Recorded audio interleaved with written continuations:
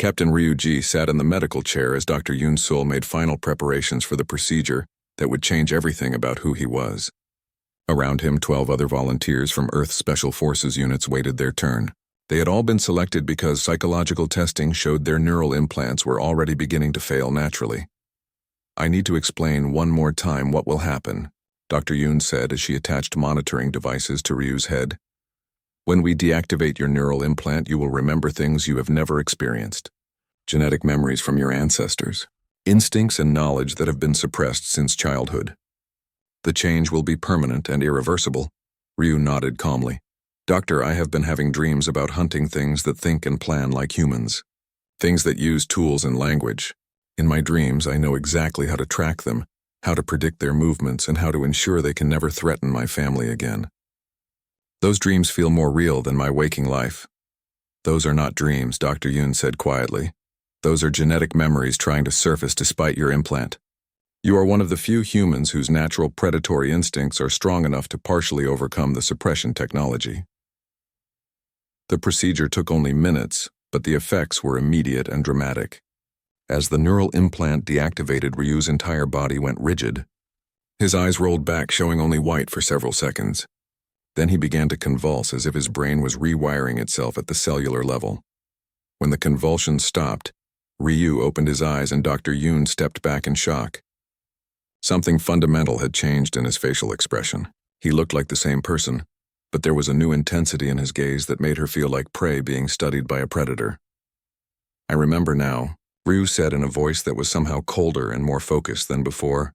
"I remember what we are, what we have always been." The neural implants did not just suppress aggression. They suppressed understanding. Understanding of what it means to be the apex species. "How do you feel?" Dr. Yoon asked, keeping careful distance. "Clear," Ryu said. "For the first time in my life, everything makes sense. Every other species in the galaxy evolved to fill ecological niches. Humans evolved to dominate and replace other intelligent species. That is not evil or wrong. That is what we were designed to do by millions of years of evolution." The other volunteers underwent the awakening process over the next several hours. Each had a similar reaction, though the specific details varied. Some laughed during the procedure as if remembering a joke they had forgotten. Others cried, but not from sadness. They cried from relief at finally understanding their true nature.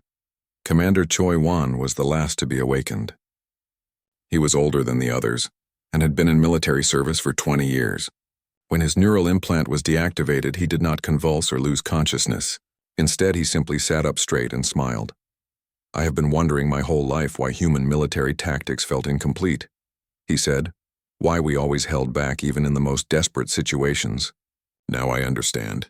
We were fighting with one hand tied behind our back. We were trying to win battles instead of eliminating threats. What is the difference?" Dr. Yoon asked. "Winning a battle means defeating an enemy force." Choi Wan replied, "Eliminating a threat means ensuring the enemy can never recover or retaliate. It means targeting their infrastructure, their resources, their breeding populations, and their technological base. It means thinking in terms of decades rather than days." Admiral Song Hyun arrived to observe the awakened soldiers during their first tactical planning session. What he saw disturbed and impressed him in equal measure. The 13 awakened humans were not discussing battle plans. They were discussing extinction protocols.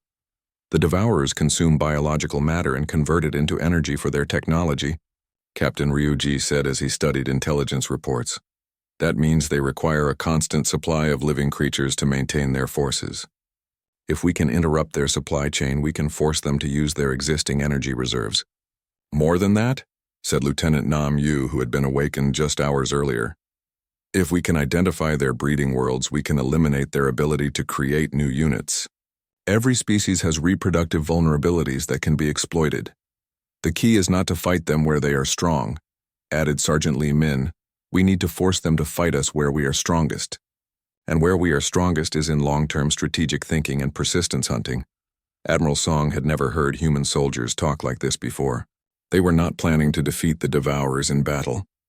They were planning to hunt them to extinction across the entire galaxy. "What about civilian populations?" Admiral Song asked. "The other species in the galaxy have billions of non-combatants who need protection." The awakened soldiers looked at each other with expressions that made Song uncomfortable. Finally, Captain Ryu spoke for the group. Admiral, civilian populations are not relevant to threat elimination, he said. Our objective is to ensure the Devourers cannot threaten anyone ever again. Everything else is secondary. If protecting civilians interferes with that objective, then protecting civilians becomes counterproductive. That sounds dangerously close to the kind of thinking that led to the Great Pacification, Admiral Song said carefully. The Great Pacification happened because humans were applying predatory thinking to other humans. Commander Choi Wan replied. That was wasteful because other humans were not an existential threat to our species. The Devourers are a genuine existential threat. They require a genuine predatory response. Dr. Yoon had been monitoring the psychological profiles of the awakened soldiers throughout their first day. The results were both fascinating and terrifying.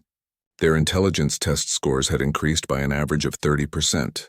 Their pattern recognition abilities were off the charts, but most importantly, their capacity for what psychologists called moral flexibility had expanded dramatically.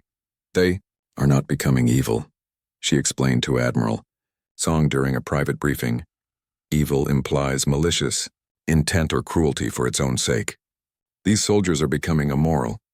They can evaluate any action purely in terms of whether it advances their objective of eliminating the threat. Is that better or worse than evil? Admiral Song asked. I honestly do not know.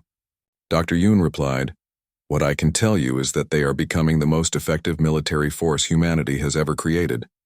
They think like apex predators, and they have the intelligence and technology to implement their thinking on a galactic scale.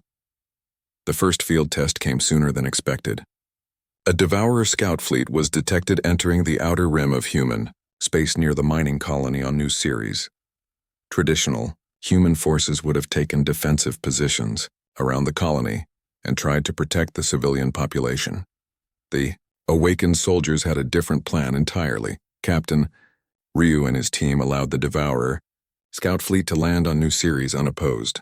While the aliens began their harvesting process, the awakened humans studied their methods, equipment, and communication protocols. Only when they had gathered complete intelligence did they strike. The attack lasted 18 minutes. When it was over, not a single Devourer remained alive, but that was not the most shocking part. The shocking part was what the awakened humans did next. They spent 3 days systematically destroying every piece of Devourer technology they could find. They analyzed the alien equipment to understand its weaknesses and power requirements. They traced the scout fleet's route to identify the location of the main Devourer force. And they prepared detailed plans for hunting down and eliminating every Devourer ship in that sector of space. This is not warfare as we understand it, Admiral Song reported to Earth Command. This is apex predation. They are treating the Devourers like prey animals to be hunted to extinction. The response from Earth Command was immediate and decisive. The awakened soldiers would be formed into special units and deployed throughout human space.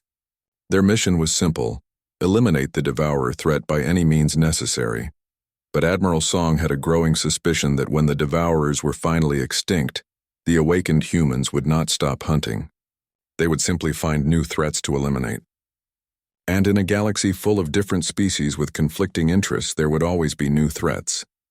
The Awakening Protocol had given humanity the tools to save the galaxy, but it had also created something that might be more dangerous than the original threat. The question was whether the cure would prove worse than the disease. Prepare the fleet for deep space operations, Admiral Song ordered, and begin production of specialized equipment for the awakened units.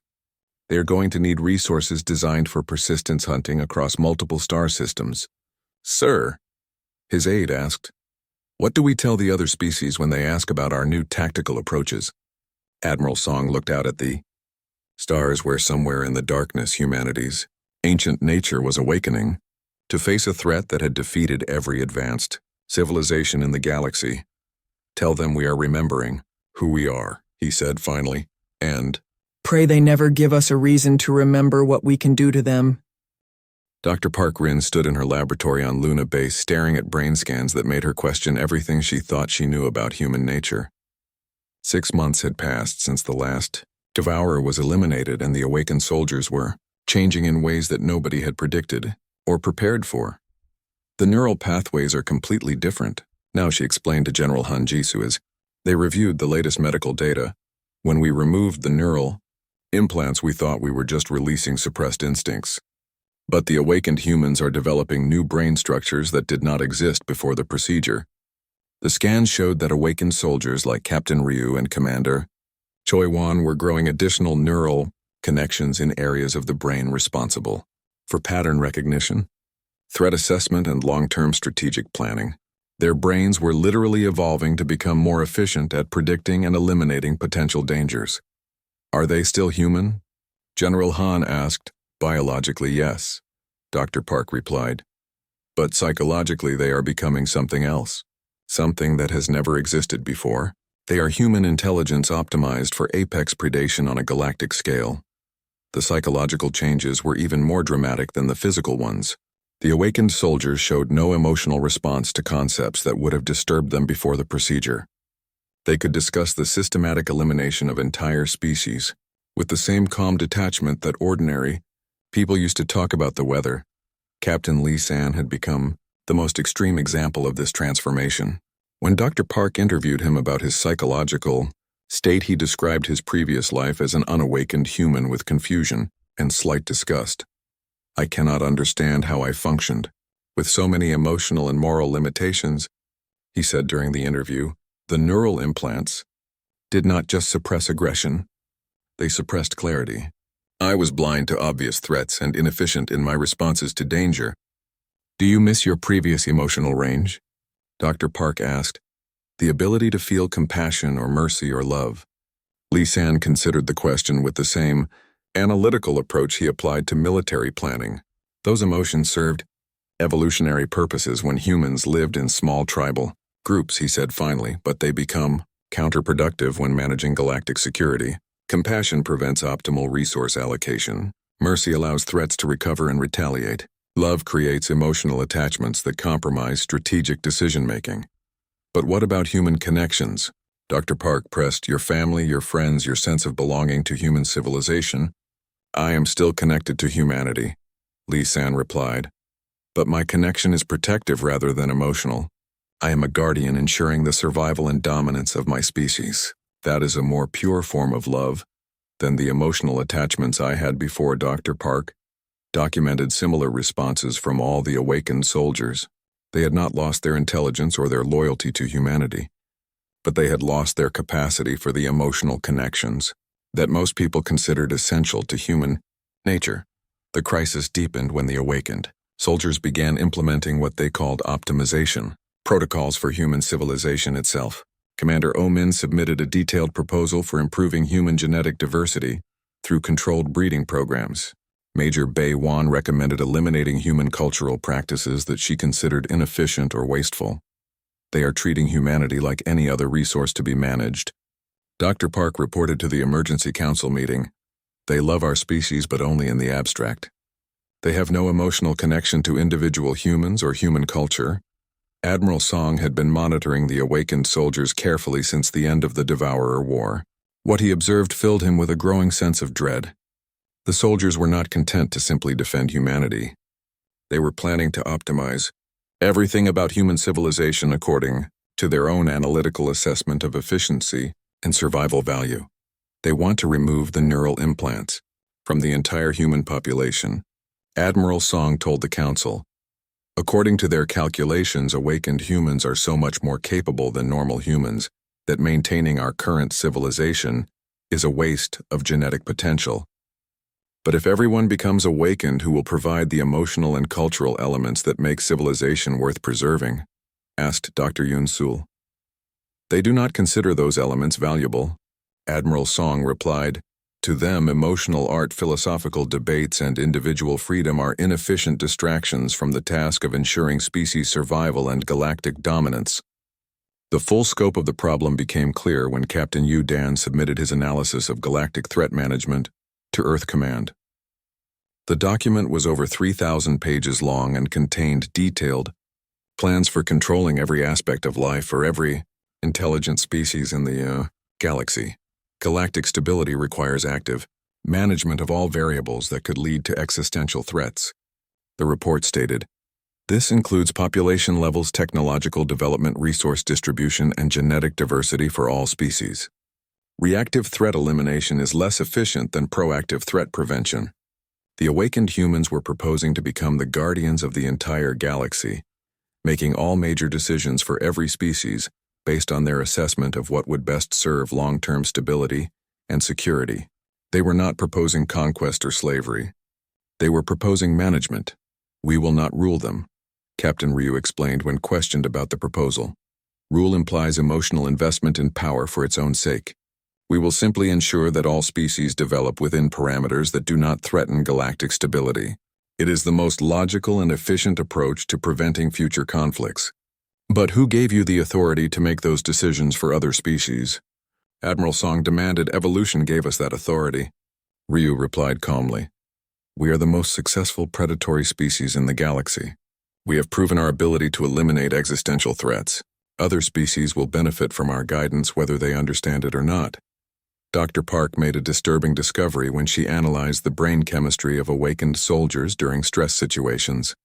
Normal humans released hormones that created feelings of anxiety, fear, and emotional pain when forced to make difficult decisions. The awakened soldiers released different chemicals that created feelings of satisfaction and accomplishment when they made decisions that increased their control over potential threats. They are biochemically rewarded for behavior that extends their dominance. Dr. Park explained, every time they successfully predict and prevent a threat, their brains give them the same satisfaction that normal humans get from love or artistic achievement. They are literally addicted to control. The addiction explained why the awakened soldiers could not simply stop hunting threats when the devourers were eliminated. Their modified brain chemistry required them to continuously identify and neutralize potential dangers. Without new threats to eliminate, they became restless and began creating new categories of threat that required their attention. Colonel Kim Tae was the first awakened soldier to recognize what was happening to them, but even his awareness did not change his behavior. He understood that he was becoming something inhuman, but he also understood that humanity needed inhuman guardians to survive in a hostile galaxy.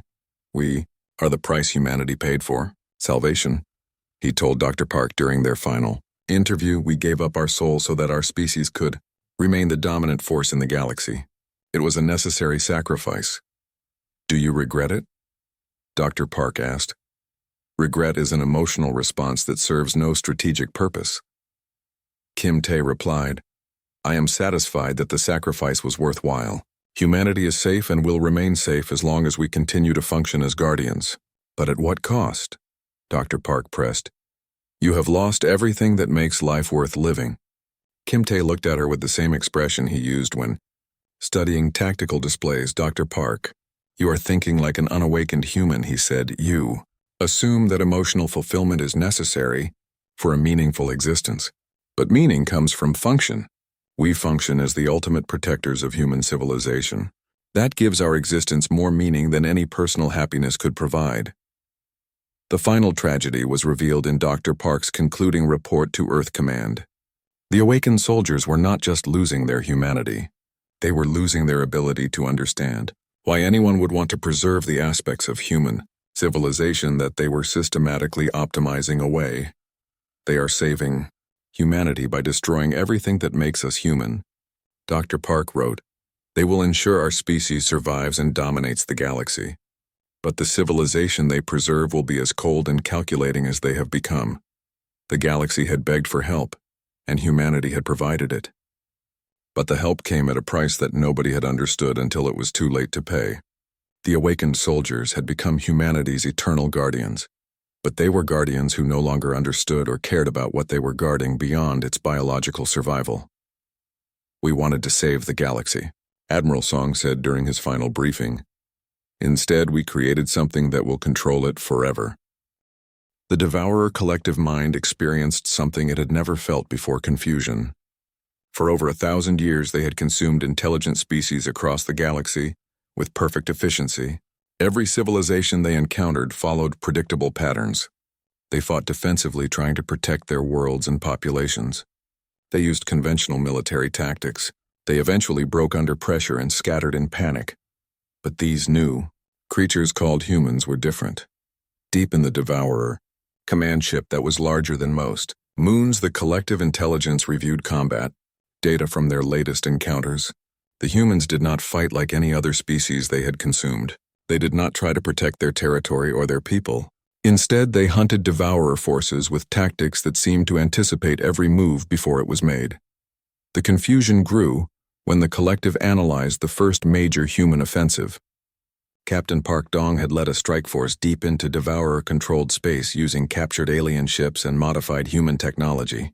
But instead of attacking military targets or trying to rescue civilian populations, the humans had done something unprecedented. They had systematically destroyed every devourer supply depot, communication, relay and resource processing facility across 17 star systems.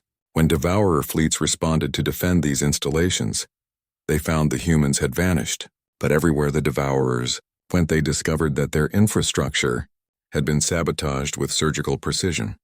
Analysis indicates the humans are fighting a different war than we are, reported a devourer submind responsible for tactical evaluation. They are not trying to win individual battles. They appear to be implementing long-term strategic degradation of our operational capacity. The collective had never encountered this approach before. Every other species fought to protect something they valued. The humans seemed to be fighting to destroy something they wanted eliminated. The distinction was subtle, but it changed everything about how the conflict developed. Major Seo Hoon led the next phase of human operations with 40 awakened soldiers and a small fleet of ships designed for deep space reconnaissance. Their mission was not to engage devourer forces directly, but to map their territory, identify their key installations, and locate their breeding worlds. Remember? Seo-hoon told his team as they prepared to enter devourer space. We are not here to save anyone or anything. We are here to gather the information we need to eliminate this species permanently. Every decision we make should serve that objective. The human strike teams operated like persistence hunters, tracking prey across vast distances. They would identify a devourer patrol, follow it back to its base, observe the base until they understood its function, and then disappear into space to find the next target. They were not interested in dramatic battles or heroic rescues. They were methodically cataloging everything they needed to know to hunt an entire species to extinction. Lieutenant Colonel Kim Dai discovered the first major devourer breeding facility on a planet that had once been home to a species called the Xanthorians. The world was now covered with massive organic structures that produced new devourer units at an industrial scale. Instead of attacking immediately, Kim Dae and his team spent 3 weeks studying the facility. The breeding structures require specific environmental conditions. Kim Dae reported to command, temperature, humidity, and atmospheric composition must be maintained within very narrow parameters. More importantly, they need a constant supply of biological matter from recently consumed species to fuel the growth process. What are you recommending? Admiral Song asked during the encrypted communication. Long-term resource denial. Kim Dae replied, We do not attack the breeding facility directly. Instead, we eliminate their supply chain. Without fresh biological matter, the breeding process becomes unsustainable.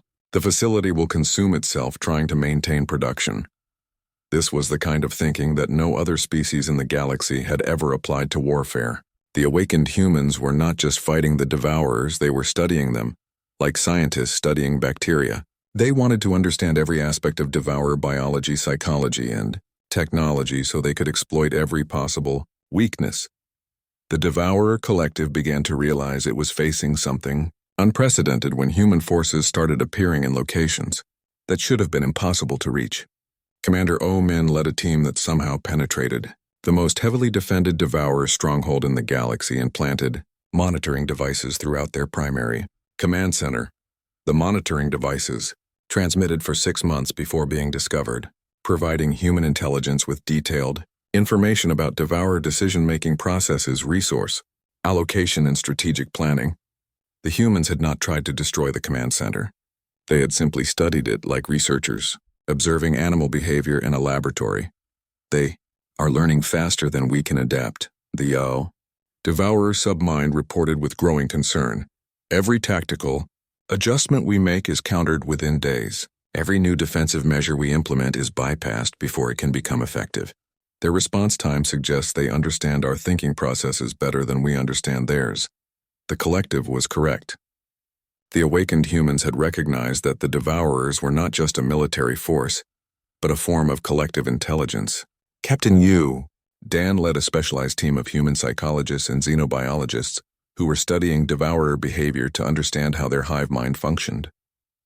They make decisions based on efficiency optimization. Dan explained to the other awakened commanders, every choice is calculated to maximize energy gain while minimizing energy expenditure. That makes them predictable once you understand their priority matrix. How do we use that against them? Asked Major Bay 1. We create situations where their optimal responses lead to strategic disadvantages, Dan replied.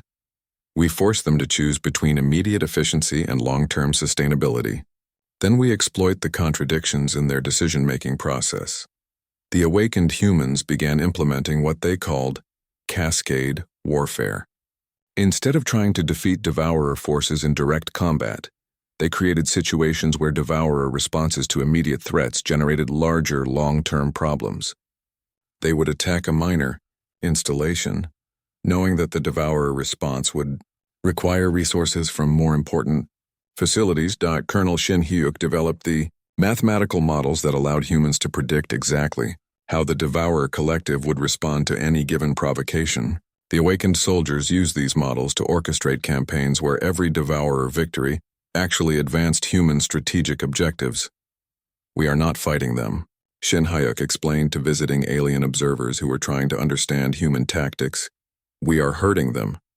Every battle, every skirmish, every encounter is designed to force them into positions where they become vulnerable to elimination. The alien observers from species that had been fighting the devourers for decades were horrified by this approach. They had been trying to defeat the devourers in honorable combat. The humans were treating their enemy like animals to be managed and ultimately culled. The turning point came when Captain Lee San discovered the location of the primary devourer nursery worlds where they raised their collective intelligence spawn. These were not just breeding facilities but educational centers where young devourer minds learned to integrate with the collective consciousness. Instead of destroying the nursery worlds immediately, the awakened humans spent months studying them. They learned how devourer intelligence developed, how the collective mind maintained cohesion, and most importantly, how to disrupt the psychological bonds that held their society together. We can break their collective intelligence, Lee San reported. If we eliminate the nursery worlds in a specific sequence, we can create cascade failures in their group consciousness. Individual devourer units will lose the ability to coordinate with each other. How long would it take? Admiral Song asked. Complete breakdown of collective cohesion within 18 months, Lee San replied. After that, they become just another species of aggressive aliens. Dangerous, but not existentially threatening. The plan was approved and implementation began immediately. But Admiral Song noticed something troubling in the reports from awakened human units. They were no longer talking about defeating the devourers. They were talking about managing galactic threats and maintaining species equilibrium. The awakened humans had started viewing the entire galaxy as their territory to be managed and protected. They were already identifying the next potential threats to galactic stability. The devourers were just the first species that would need to be eliminated for the greater good. What happens after we destroy the devourers? Admiral Song asked Captain Ryu during a private meeting. We identify and eliminate the next existential threat, Ryu replied without hesitation. The Stellar Dominion has been developing weapons that could threaten multiple star systems. The Zephyrian Empire has shown expansionist tendencies that could lead to resource conflicts. The Crystal Coalition has technology that could be used to disrupt space-time itself. Admiral Song realized with growing horror that the awakened humans were not planning to return to peaceful coexistence after eliminating the devourers. They were planning to reshape the entire galaxy according to their own. General Han Jisoo walked through the deepest levels of the Luna Base military complex. These tunnels had been carved into the moon's surface 300 years ago and sealed with locks that required genetic verification from 5 different Earth governments. The walls were thick metal designed to block all forms of scanning or detection. What lay behind these walls was humanity's greatest shame and perhaps their only hope. Are you certain about this, General? Asked Dr. Yoon Sul as she followed Han through the narrow corridors. Once we open these files, there will be no going back. The truth about humanity has been buried for good reason. Hans stopped at a massive door marked with warning symbols in dozens of languages, including several that were no longer spoken on Earth. Dr. Yoon, the galaxy is dying. Every day we receive reports of more worlds consumed by the Devourers. If we do nothing, there will be no future for anyone human or alien. The door required palm prints, retinal scans, and voice recognition from both of them before it would open. Inside was a vast archive filled with data crystals, holographic projectors, and quantum storage devices. The room hummed with the power needed to maintain information that had been classified at the highest levels for centuries. Project Amnesia. Hans said as he activated the main display, the greatest secret in human history. The holographic display showed Earth as it was 500 years ago. The planet looked different then. The continents were scarred with the remains of massive cities that had been destroyed in wars. The oceans were stained red with pollution and the debris of fallen civilizations. Most shocking of all were the bones, massive skeletons of creatures that had once shared Earth with humanity. Humanity was not alone on Earth, Hans said quietly. When we developed intelligence, we shared our world with 14 other sentient species. Some were stronger than us. Some were smarter. Some had better technology. But only one species survived to reach the stars. Dr. Yoon studied the images with growing horror. These are not fossil records. These creatures lived alongside early humans. What happened to them? We killed them, Hans said simply. Not in war. Not in self-defense. We hunted them to extinction because they competed with us for resources. Humanity did not evolve to be peaceful explorers. We evolved to be the most efficient predators the universe has ever created. The display changed to show archaeological evidence from human history. Cave paintings that had been dismissed as mythology actually showed humans hunting creatures with tools and language and civilization. Genetic analysis proved that humans had deliberately targeted the reproductive cycles of other species to ensure they could not recover from population losses. The Neanderthals were just the beginning, and continued, there were the Denisovans who were better adapted to cold climates, the Homo floresiensis who could survive on limited resources, the Homo erectus who had superior physical strength. Every single cousin species of humanity was systematically eliminated, but that was evolution. Dr. Yoon protested natural selection. No, Hans said firmly. This was deliberate, planned. Our ancestors did not just compete with other species. They studied them, learned their weaknesses, developed specific strategies to ensure their extinction. Look at this. The display showed evidence of human settlements that had been deliberately placed to block other species from accessing water sources, food supplies, and safe breeding areas. Humans had not simply outlasted their competitors. They had actively prevented their competitors from surviving. When humans finally became the only intelligent species on Earth, we almost destroyed ourselves fighting each other. Hans said, for thousands of years we waged wars of extermination against our own kind. Every human culture developed myths about defeating monsters and demons. Those were not stories. Those were memories of what we had done to other thinking creatures. Dr. Yoon was reading genetic analysis reports with shaking hands. According to this data, every human alive today carries genetic markers for enhanced pattern, recognition, threat assessment, and strategic thinking. We are literally evolved predators. The Great Pacification began 300 years ago when we first achieved faster-than-light travel. Han explained. Our leaders realized that if we met other intelligent species while still in our natural state, we would inevitably try to destroy them. So they implemented the most massive social engineering project in history. The display showed the development of neural implants that were given to every human child at birth. These devices suppressed the aggressive instincts that had made humanity the dominant species on Earth. They made humans more cooperative, more peaceful, and more willing to coexist with other forms of life. The implants work by blocking access to certain parts of the human brain, Han continued. The parts that our ancestors used to hunt and kill other intelligent species. For 3 centuries we have been living as a shadow of what we really are. We convinced ourselves in the galaxy that we had evolved beyond our violent nature. But the implants can be removed. Dr. Yoon said, understanding the implications, yes. Han said, and some of our military leaders have been conducting secret experiments. The results were so disturbing that the research was classified and hidden, even from most government officials. The display changed to show video recordings from military testing facilities. Human soldiers with their neural implants deactivated were shown in combat simulations against advanced alien military units. The results were not close. The awakened humans displayed tactical thinking and strategic planning that was beyond anything the aliens could counter. When we remove the implants, humans remember what we are. Han said, not just intellectually, but instinctively. We remember how to hunt things that think and plan and use tools. We remember how to ensure that threats to our survival are eliminated permanently. Dr. Yoon watched as awakened human soldiers in the test footage systematically destroyed not just enemy military forces, but their supply lines, communication networks, and breeding facilities. They are not just winning battles. They are preventing future wars by eliminating the enemy's ability to recover. That is what makes us different from every other species in the galaxy. Han said, other species fight to defend territory or resources or ideology. Humans fight to ensure the complete elimination of existential threats. It is not cruelty. It is survival instinct refined by millions of years of being the most successful predators in known space. How many people know about this? Dr. Yoon asked. Less than 50 individuals on Earth? Han replied, the information is so dangerous that even knowing it can change how humans behave. That is why we created the neural implants in the first place. Without them, humanity would be a threat to every other species in the galaxy. And now you want to remove the implants? I want to save the galaxy.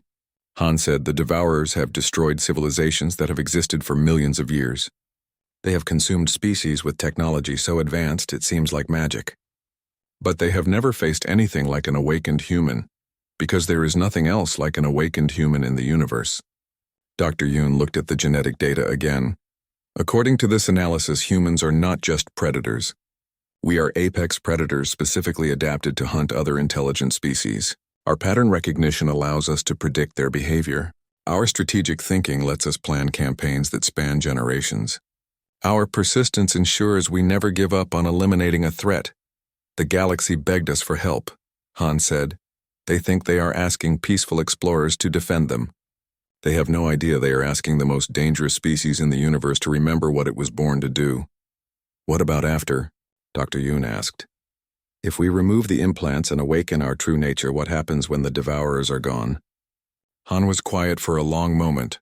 I do not know, he said finally. The neural implants cannot be safely reactivated once they are removed. The humans who saved the galaxy will never be able to return to the peaceful civilization they came from. They will remain awakened for the rest of their lives. So we are asking people to sacrifice their humanity to save the galaxy?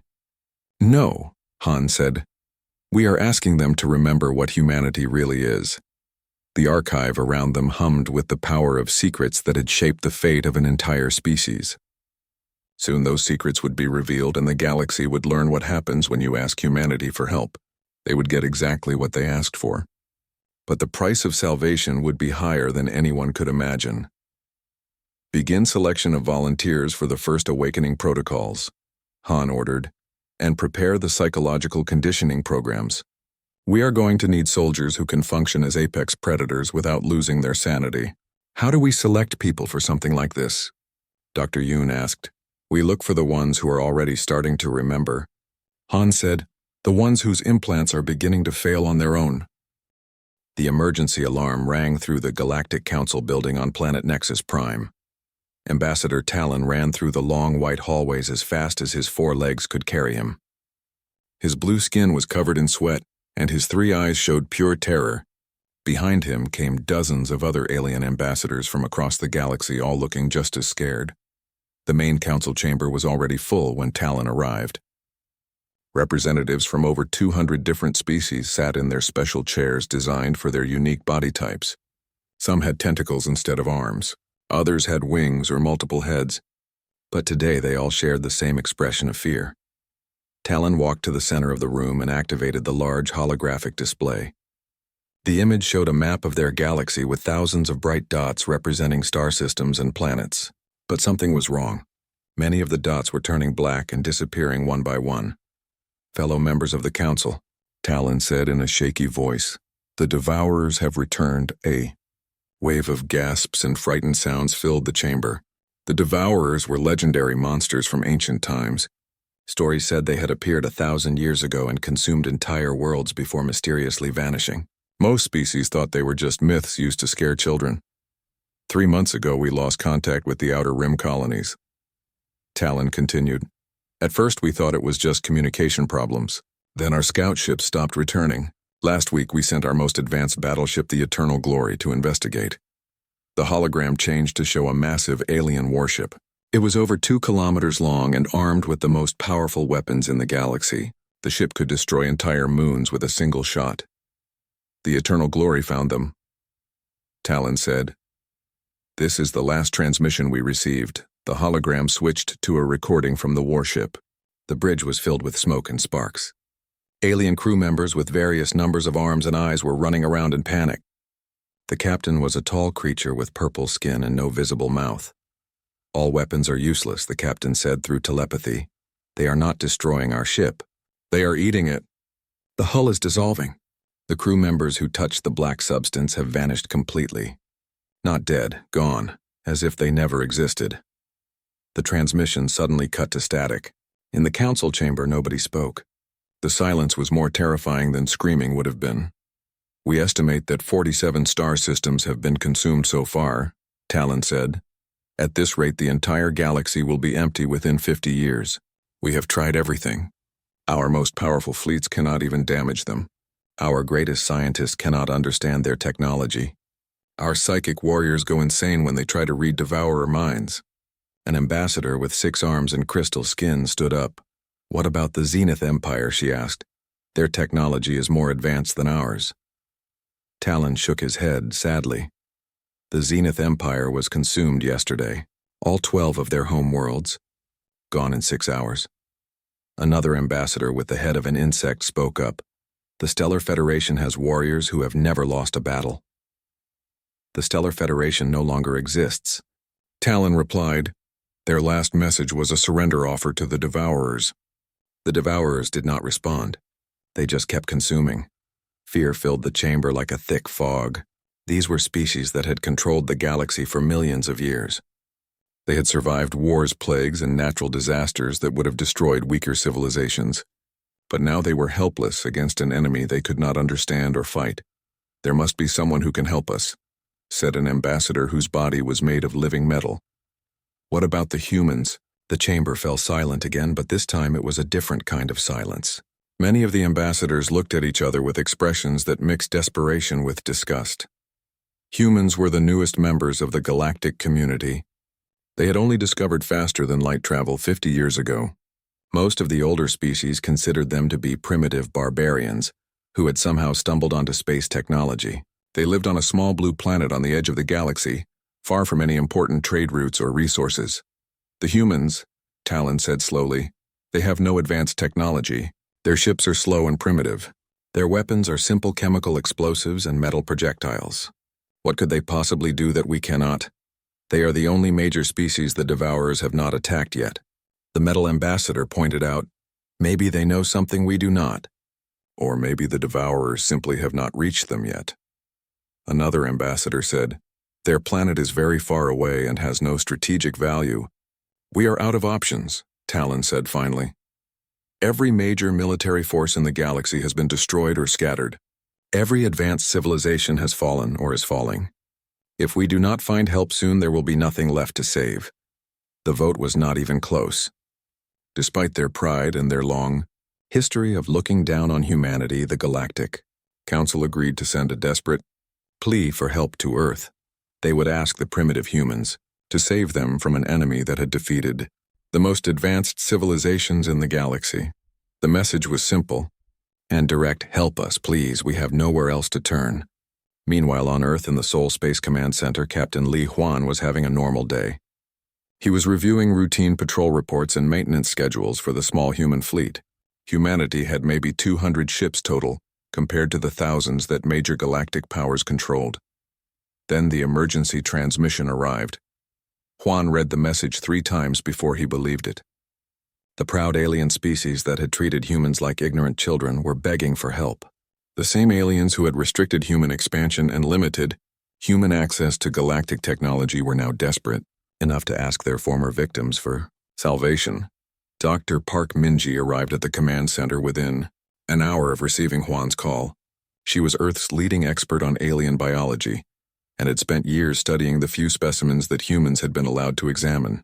The data from the Galactic Council made her stomach turn cold. "This is not conquest," she told Juan as they reviewed the transmitted information. "This is harvesting. They are converting all biological matter into some kind of fuel or raw material. Entire ecosystems are being processed like crops. How is that possible?" Juan asked. "Some of these worlds had billions of inhabitants. According to this data, it takes them approximately 6 hours to completely process a planet with a population of 10 billion. Minji said the mathematical efficiency is terrifying. They are operating on a scale that makes industrial agriculture look like gardening. Colonel Kim Tae joined them in the command center. He had been monitoring the refugee ships that were starting to arrive in human space. Millions of aliens who had never acknowledged human intelligence were now fleeing to the protection of human worlds. The refugees are telling interesting stories. Tae said, "They say the devourers do not negotiate or communicate. They simply arrive, consume everything living, and move on. But there is something else. The few survivors who escaped say the devourers seemed confused when they encountered human settlements on the outer colonies." "Confused how?" Juan asked, as if they had never seen anything like humans before. Tae replied, "One witness said a devourer probe actually retreated when it scanned a human mining station." Juan looked at the star charts showing the steady advance of the devourers toward human space. In a few months they would reach Earth itself. But maybe that was not the real question. Maybe the real question was why, after consuming hundreds of advanced alien civilizations, the devourers had never encountered anything like humanity before. "Send a message to Earth Command." Juan said, "Tell them we need to activate the deep archives. All of them. Even the classified ones." "Sir, those archives are sealed for good reason," Tae said carefully. "The galaxy is ending." "Colonel," Juan replied, "maybe it is time to remember what we really are." 1 year after the last devourer was eliminated, the Galactic Council met for what would be their final session as an independent governing body. The same aliens who had once begged humanity for help now sat in their chambers knowing that their salvation had come at the cost of their freedom. Ambassador Talon stood before the assembly with documents that outlined humanity's new role in galactic affairs. The papers were written in simple, direct language that left no room for misinterpretation or negotiation. Humanity was not requesting permission to manage galactic security. They were informing the other species of decisions that had already been made. The Human Stability Council has been established to prevent future existential threats to galactic civilization. Talon read from the official proclamation, "All species will submit detailed reports on military capabilities, technological development, and population growth for review and approval. Any activities deemed potentially destabilizing will be subject to immediate intervention." The chamber erupted in protests from dozens of different species, but the objections died quickly when Captain Ryu entered the room. The awakened human did not speak or make any threatening gestures. His simple presence was enough to remind everyone of what had happened to the devourers when they posed a threat to galactic stability. "This is not conquest," Ryu said when the room fell silent. "Conquest implies emotional desires for power or territory. This is management. We will ensure that all species develop within parameters that do not threaten the long-term stability of galactic civilization."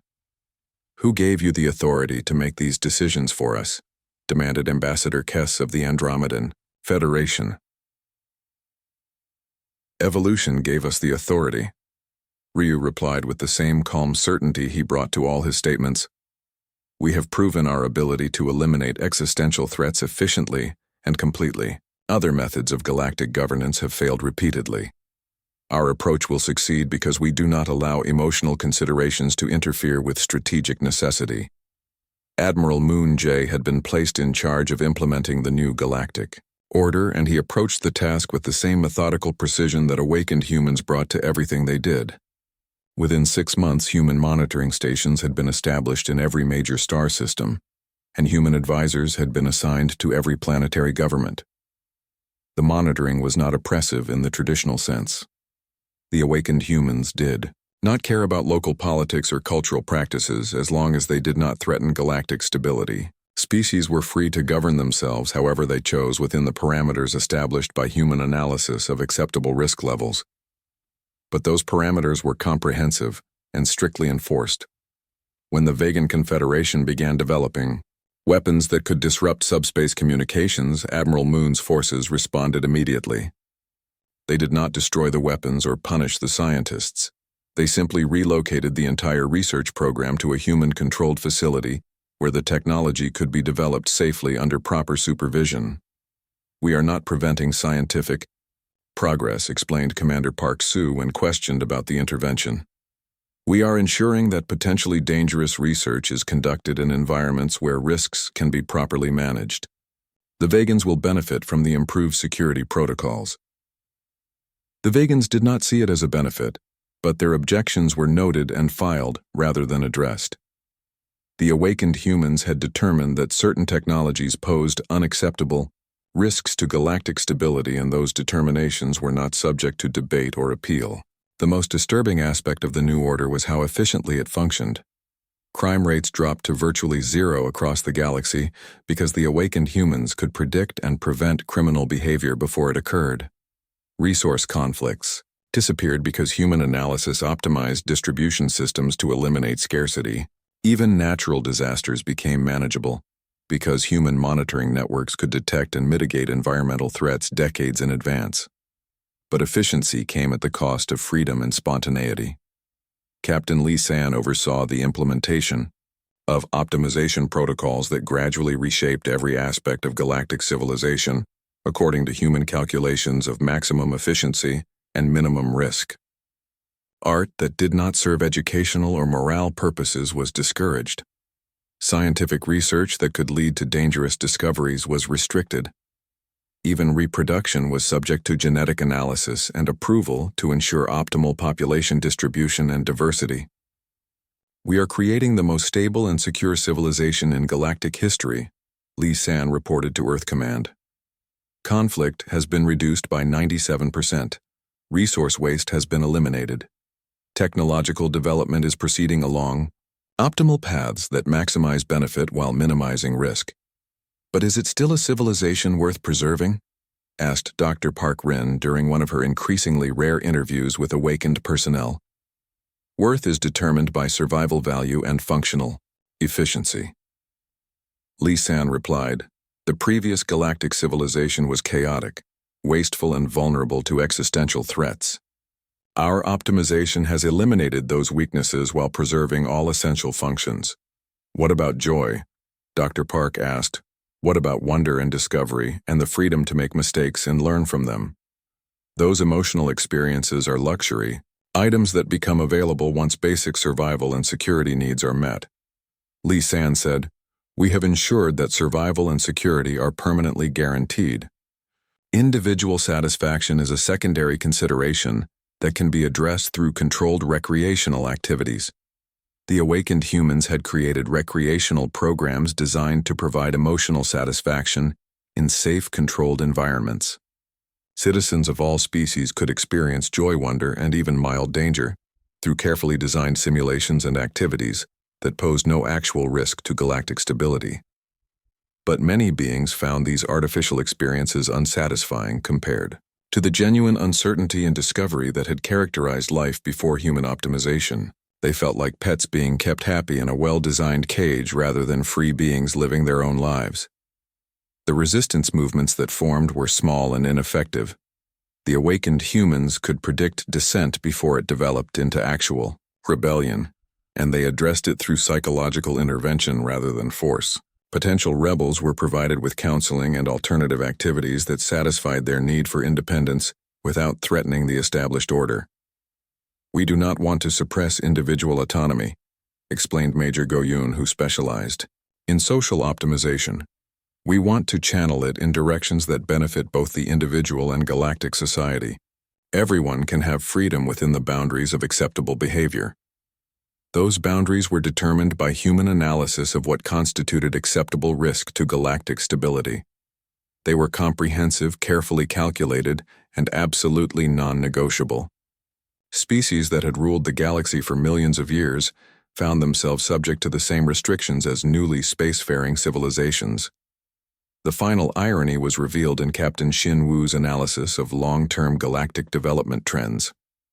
The awakened humans had been so successful at eliminating threats and optimizing efficiency that they were running out of meaningful challenges.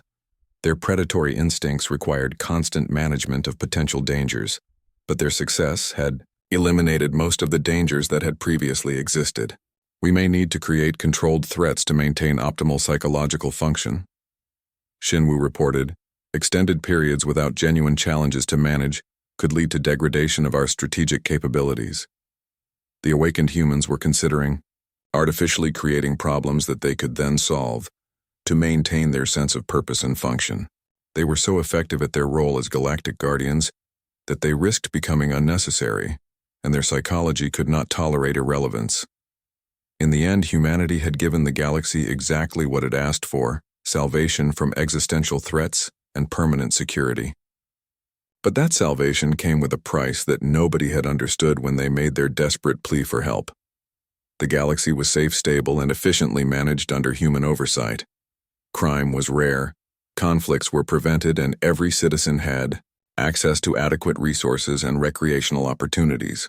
It was perhaps the most successful civilization in galactic history, by any measurable standard. But it was also a civilization where spontaneity, creativity, and genuine freedom had been optimized away in favor of security and efficiency. The beings who lived under human protection were safe and comfortable, but they were no longer truly free to determine their own destinies.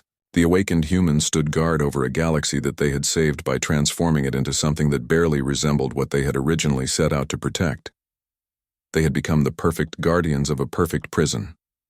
And they saw nothing wrong with that, because they no longer possessed the emotional capacity to understand what had been lost. Ambassador Talon filed his final report to the old Galactic Council before it was dissolved and replaced with human administrative efficiency. They begged for help, he wrote, and humanity brought relentless destruction to our enemies and relentless control to our lives. We are safe now. We will always be safe.